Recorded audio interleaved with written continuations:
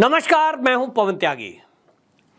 राहुल गांधी की एक पुरानी आदत है और ये कांग्रेस के एक चरित्र में है कि वो हिंदुस्तान और हिंदुत्व से एक ऐसी नफरत करते हैं कि हमेशा उनके भाषणों में, उनके कर्तव्य में हमेशा एक चीज रहती है कि वो नफरत साफ झलकती है। आप देखें कि देश की आज़ादी के पहले से किस तरह के कारनामे कांग्रेस के द्वारा हुए, एक विशेष वर्ग, विशेष पंथ के लोगों की जो तुष्टीकरण उन्होंने की, उसकी परंपरा को आज राहुल गांधी भी निभा रहे हैं। राहुल गांधी कभी भी नहीं चूकते कि जब वो आरएसएस को टारगेट ना करते हों। बजरंग दल, विश्व हिंदू परिषद इसको लगातार टारगेट करते हैं और उस करने में हमेशा इस तरह की भाषा का इस्तेमाल कर जाते हैं कि बहुत सारे लोगों की भावनाएं आहत होती हैं। इसको लेकर के उनके खिलाफ अभी तक आधा दर्जन से अधिक केस दर्ज हैं और इस मानहानि के मामले में उनको सजा भी मिल चुकी है। हालांकि उस सजा पर सुप्रीम कोर्ट ने रोक लगाई है। जो पिछले दिनों आपने देखा था कि सूरत की एक कोर्ट के द्वारा मोदी जो कम्युनिटी है उसके अपमान पर उनको सजा मिली थी। दोष सिद्धि पर सुप्रीम कोर्ट ने भले ही रोक लगा दी हो, लेकिन अभी कई केस ऐसे हैं जिसमें अभी सुनवाई हो रही है। उसी में हाल ही में महाराष्ट्र के भिवंडी में आरएसएस के एक स्वयंसेवक ने एफआईआर दर्ज कराई थी। मामला वहां की मजिस्ट्रेट कोर्ट में चल रहा था और उसमें एक आरएसएस के स्वयंसेवक ने यह कहा था, राजेश कुंटे नाम का ये स्वयंसेवक है, जब राहुल गांधी ने एक जगह भाषण देते हुए ये कह दिया था कि ये आरएसएस वालों ने गांधी की हत्या कराई है। और ये कई बार आपने सुना होगा, जब तक ये कोर्ट में केस नहीं गया था, राहुल गांधी हमेशा, और राहुल गांधी नहीं, कांग्रेस के कई लीडर इस बात को हमेशा बोलते हैं, ये वो लोग हैं जिन्होंने गांधी को मारा, इन्होंने गांधी की हत्या कराई। राहुल गांधी ने राग बना रखा था। जबकि गांधी जी की हत्या का केस कोर्ट में चला। कोर्ट में चलने के बाद ये साफ हुआ कि जो गोडसे था वो एक अलग संगठन से था। भाई, हिंदू महासभा और आरएसएस दो अलग अलग संस्था उस समय भी थी और आज भी है। और मान लीजिए कभी कोई व्यक्ति, अब कांग्रेस का कोई आदमी है, कोई कांग्रेस की सदस्यता लिए हुए है, वो कांग्रेस में है, और वो यदि किसी की हत्या कर देता है, कोई ऐसा गलत काम कर देता है, तो क्या पूरे संगठन को आप दोषी बताएंगे? तब आप ये कैसे कह सकते हैं राहुल गांधी जी कि आरएसएस जो विचारधारा है वो गोडसे की विचारधारा है? राष्ट्रीय स्वयंसेवक संघ वो क्या विचारधारा है आपसे पूछने की जरूरत नहीं है।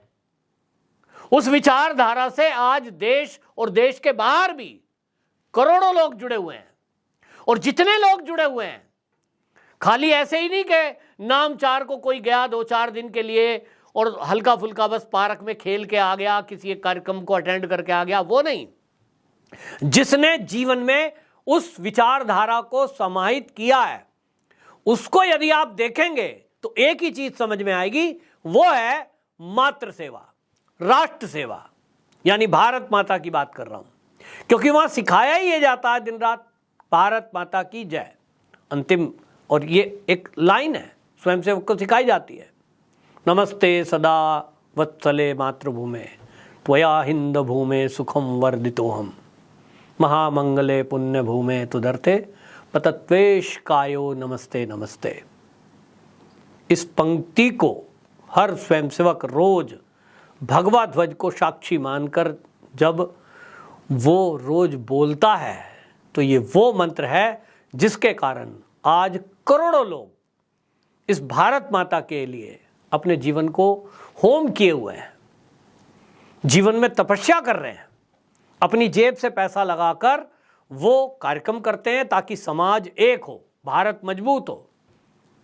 और अगर कोई ये कहे कि ये आरएसएस वाले, ये वो विचारधारा है जिसने किसी की हत्या की थी, वो भी एक अलग से बहस का विषय है। हालांकि मीडिया, सोशल मीडिया पे उस विचारधारा को लेकर भी कि क्यों गांधी का वध हुआ, उस पर पीएन ओक की एक किताब लिखी है, आप लोग पढ़ सकते हैं। मैं उस विचारधारा के न पक्ष में ना मैं उसके विरोध में, लेकिन मैं ये कह रहा हूं कि आप पढ़ें तो कारण भी पता लगेगा।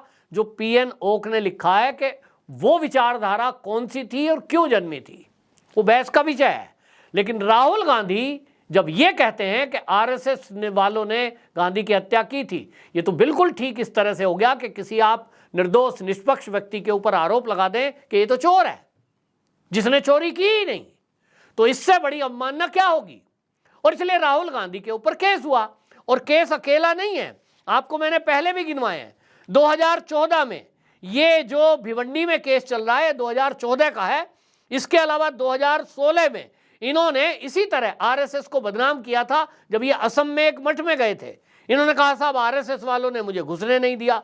2018 में मोदी चोर चोर कहा था, जो रांची में एक एफआईआर इनके ऊपर दर्ज है, जिसको लेकर सूरत में तो सजा मिल चुकी है। महाराष्ट्र के जो मजगांव में ये जो इन्होंने बोला था, उसको लेकर 2018 में गौरी लंकेश की हत्या से जोड़ा इन्होंने। मतलब देश के अंदर जो भी गलत हो जाए ये आरएसएस वालों ने किया है।